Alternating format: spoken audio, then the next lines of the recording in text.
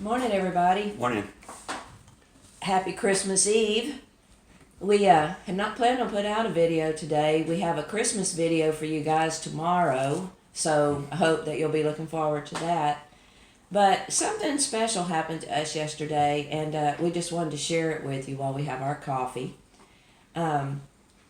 First of all, we got up, we drank our coffee, and we were already through drinking our coffee, and there was a knock on the door, and it was Tammy. That's one of Granny's caregivers.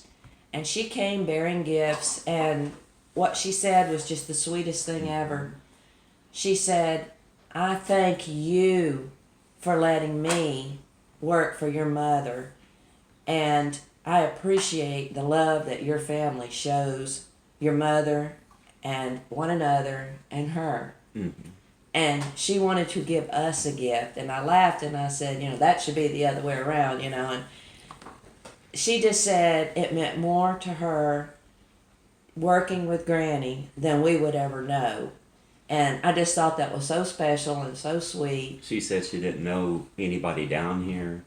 Well, she has her sister here, but Right, but her husband sadly passed away about a year ago, and with cancer, and she was taking care of him and this and that, and she was pretty upset and not, y'all would know how it would feel if anybody lost a loved one, and a spouse. right, particularly a spouse. But anyway, she said, "Y'all saved my life." Yeah, and we were like, "What?" And then she says, "I gotta run because Gina's expecting me down there." But And she just said that because of taking care of Granny and her being down here and knowing nobody really, and other than Melanie through her sister, her who was sister a was a school teacher, and then myself when we bought the goats from her. Yes. She was the original person we got the goats from. It's all Tammy's fault. Yep. So anyway, we just love her and appreciate her, everything she does. It was a special part of the morning. Oh, by the way, I was still in my pajamas, and she didn't care. So then I did go put my clothes on, and we had, still messing around in here, and I was going to watch one of my television shows, and I had it on, and Gooby started whimpering at me, so I paused it. The show hadn't even got started yet, and him whimpering means he wants to go out front to the bathroom. He goes out back, and all the big dogs are out there, but when he goes out front, the big dogs aren't there, but there's no fence, so I have to stand out there and watch him. Because he will venture out towards the street if you don't. He knows where to stop, but I never know. I would never leave him out there alone. And so I took him out, and I thought, like I do every morning, I'm going to walk over and check and see if Daisy has had her baby yet. And I was walking that way, and I saw a person walking down the street. I didn't really think anything of it because we have a gentleman here in town that walks everywhere he goes. The only thing I thought was this guy had on more clothes than that guy does. Our local guy usually is in shorts, and this guy had on pants and a coat and all that. And, I can't see well, and I was walking along, and You were out there by the fence, by the goats. getting olives for the goats or something. Well, yeah, I hadn't made it that far yet. Mhm. And he walked up to me, and he said something to me in Spanish.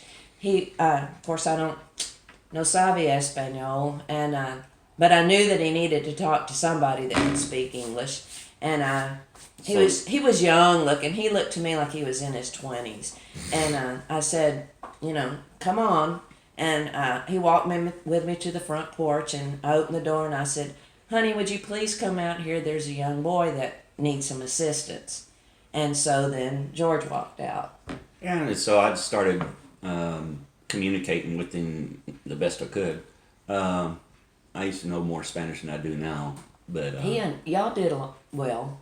but anyway, he was from Veracruz, Mexico. Said that he's been walking for days and trying to get up here, and anyway, he was with 7 other people, and he said that later we found out that a possibility that he could have been involved in what they call a bailout. In other words, when Border Patrol tries to stop a vehicle, they'll speed away from them, then they'll either run through a fence or just stop on the side of the road, and everybody gets out and just runs. And so the border patrol has to, he will first go after the coyote, that guy that's driving. But anyway, We didn't know any of that. we didn't know that until later. So, Is that light still blinking? Just making sure. yes. Okay. So, You were trying to ask the boy what he wanted, and he was just yes, telling you. he said, I'm scared. He said, I'm afraid and I'm lost. And he said, can you help me? And I said, well, yeah. I said, what do you need? You know, and thought maybe he might have been hungry or something like that. But he was wanting me to call the immigration services to come and pick him up and just go ahead and take him back down to Mexico. He said he was just, you know, he was heading to North Carolina. He said, but he just, you know, he speaks no English whatsoever. And you know, I'm just in limbo there, and he does tell Dad that George that he's 33 years old, which I asked him shocked how old me. he was. He said 33. I asked him what. I said, what is your name? Listen to this, people. What his name is. And I said, what is your name? He says, Nicholas. St. Nicholas came to visit us yesterday. And I What was do you like, think? Nicholas? And he goes, see. And I said, well, what's the rest of your name? You know, he said, Nicholas Alegria Garcia. And so anyway, I told him who I was and everything. And he was sitting on we asked him when he came there, said, would you like to have a seat? He was sitting on the front bench at the Y'all know front that porch. bench. It's where we sat with Jason and Right. talked, where we've sat and talked. So he sat there, and, you know, and we talked about different things. And Well, George asked me, because I was just didn't understand what was going on. He said, would you go fix him a sandwich and some chips? And, well, first he asked for a bottle of water. Right. I went and gave him a water, and then George says, you know, would you fix him a sandwich? And I did, and I took it out on the plate to him, and he immediately went for the potato chips. You could tell he was very hungry, and he ate all of the sandwich. I asked if I could make him another one. He asked. I said, you know, you want any more? And he goes, oh, no, thank you. He said, but I would like another water. In Spanish, he Right. said that. So we gave him another water, and he drank that while we were waiting, because I had called the sheriff's department, and then they notify Border Patrol. Well, before he had called, I was getting the drift that that's what you were calling, and I said, are you sure that's what you want to do? Yeah. And he said to me, he wants me to call them. He's scared and lost and wants to go home. And it broke my heart. But then he started telling George that he had some other people with him, and there's a house on the corner over here across from us. No one is living in it at the moment. They're remodeling it. And it has a garage in the back it's open. It's like a barn. And the boy said that 2 of them had slept over there that night. And so, do you remember any other things y'all talked about while we were waiting? Not really. I mean, he just said it's very difficult down there in Mexico. He just said it's Veracruz area is supposed to be a beautiful place. It's like on the coast, and he just said that it's hard down there. You know, life is very hard. You know, and like I said, I don't blame anybody wanting to try to improve their life. So I sat there and I explained to him the best I could that he needs to go to the Mexican consulate down there and tell him what he wants. Do you think he understood? I think he did, because he was talking about, he was like, I didn't know that. And I said, yeah, just go and apply for either a green card. That's what I was telling him, if you don't want to live here in the States permanently, to try to apply for. Well, guess who showed up? I was just at the part where y'all were saying I was your favorite son. Yeah. He was supposed to be surprise number 3 on this list. First Tammy, then the young man, and then this came to visit. So this was a good surprise. Yeah. So anyway, where was I? I was talking about the Mexican consulate. I just told him how, I said, you need to go fill out the paperwork and apply for a job visa or, a green card, so he can live in Mexico and come across and work, legally. And so he said he didn't know that, and I told him, I said, check into it, and he said he would. And, but... So we sat there on the front porch. I sat on the bench beside the young man, Nicholas, and he stood there. And then I believe the Sheriff's Department. and the black car, right, black vehicle Sheriff's came Department up. came up. He was a young guy too, he didn't know George because George has been retired 7 years, and that guy's only been working here 6. But we were asking him, or you might have been asking him questions and stuff, and then another border patrol truck pulled up, and then another border patrol vehicle pulled up. A van, the ones that The transport. the transport van. So the border patrol guy and the unmarked white vehicle came up to the porch, and I'm still sitting there by Nicholas, and he asked Nicholas if he has any weapons or anything in Spanish, and I knew that's what he said because Nicholas kind of patted his pants like, Yeah. no, I don't have anything. I never pat searched him, but I checked him out very good when he was there, and had him sit down immediately on the porch bench. So I wasn't concerned about him. Well, Yeah. while we were waiting for the border patrol to come, we were talking to the sheriff's deputy, and I told him, I said, I've lived here for 42 years, and I came from Alabama. We've lived in this house 35, and when we first moved here, there would be people walking up and down the road. The like that. undocumented aliens would be, or And- immigrants. I'd never seen anybody like that before, and George told me, he said, don't be afraid. He said, if they're walking by, all they want is some water or maybe some food. They're just trying to get from one destination to another, but don't be afraid. And I wasn't, but it was very few that would stop and Yeah, ask. and that was during the times where, Well, it was in the late 70s. more of your undocumented immigrants that come over here looking for work and stuff, that's all they want is work. They're very polite. We've never had issues with any of them. We've had some green card workers that work for us for years, and they just, you respect people and they respect you, and apparently that's what happened with this young man. He was so sweet, and so then when the guy came up and asked him if he had weapons, and then he told him, he said, okay, come on, let's go.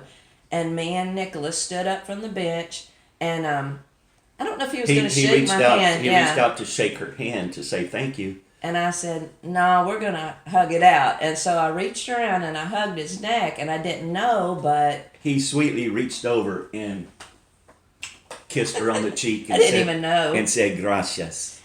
And You when know? he was walking off with the guy, And turned he and turned and looked. looked at me, and he reached out and shook my hand. I think he wanted to hug me, but it was just kind of awkward. So I just shook his hand, and he said, thank you very much. And I said, And he looked I back. said, then he looked back at you and said, what? gracias for the comida. Right. And, thank you for the meal, for the food. And so they go out, and they're standing out by the road by the unmarked truck, and he tells Nicholas to put his hands behind his back, and I said, what? They're going to handcuff him? And him and the sheriff's deputy both went, It's yes, protocol. they have to. And tears welled up in my eyes, folks. It just got to me. He was so young. And y'all, All you Well, can he was envision 33. me in handcuffs. well, but Again. he looked younger than 33 even, but I Right. tried to tell him that's how old our children were. Yeah, we and told him, had that our 3, and boys, I explained to him our boys' ages and stuff But- like that. The clincher on the whole thing was Gooby, because Gooby growls and barks at Oh, everybody. Gooby doesn't like strangers. As that boy Nicholas was sitting on our As soon as he bench, sat on the bench, Gooby walks over to him, puts his little legs up on the bench and waiting wanted for him him to to pet pet him. him. and he Gooby sat knew there, he was okay. and Gooby just loved him, and he just looked down. He asked me, he said, "What's the little dog's name?" And I told him Gooby, and he just smiled, and he just said, "He's a pretty little dog." That's what he said. You're a pretty little dog. You could just tell that boy was wanting to be home with his mama more than anything. Something, I guess. He just. Well, it's because you don't know what he'd gone through to get to that point. Yes, and like I said, you can read people and know, it's kind of like a dog. They see a person walk up. If they don't like you for some reason, there's a reason. They sense it. Well, one thing I want to go And- back to, you were talking about the bailout, and I said we'd get back Oh to yes, that. yeah. So when the sheriff's guy We came, were talking to the sheriff and the deputy, and I was explaining to him. He said I wasn't real clear how he said he got up here, or I just didn't understand him. I knew they had come up here in a car, but I didn't know that there was a bailout he said earlier this morning. yesterday morning before the boy came, there had been a bell out. He said there was a bell out just right down here. And so that's likely where he came from, was during that point. He was just scared and lost and was said. And that's nothing really new around no. here. Because Oh, there's no. times we were playing outside in the yard, me, Jason, and Jared, and then next thing you know, you see people running and Border Patrol coming through our yard and helicopters flying Yes. over the pond. And Yeah. The first time that probably really happened was when you were an infant and we lived We in were the living in trailer a next door. trailer. And my parents had come to visit, because he was a newborn.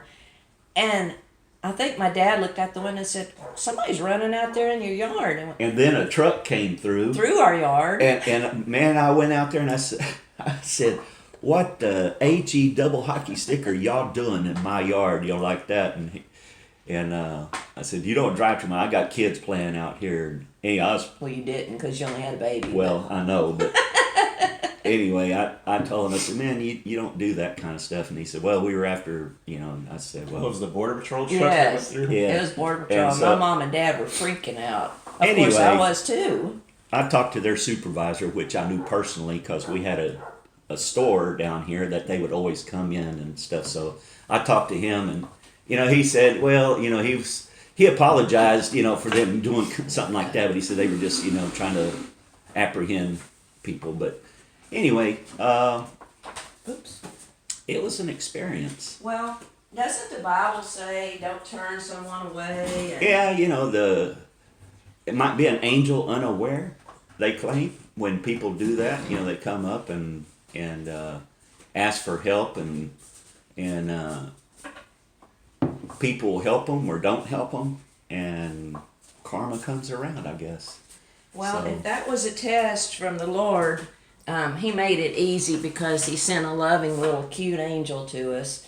Named Nicholas. Named Nicholas right before Christmas.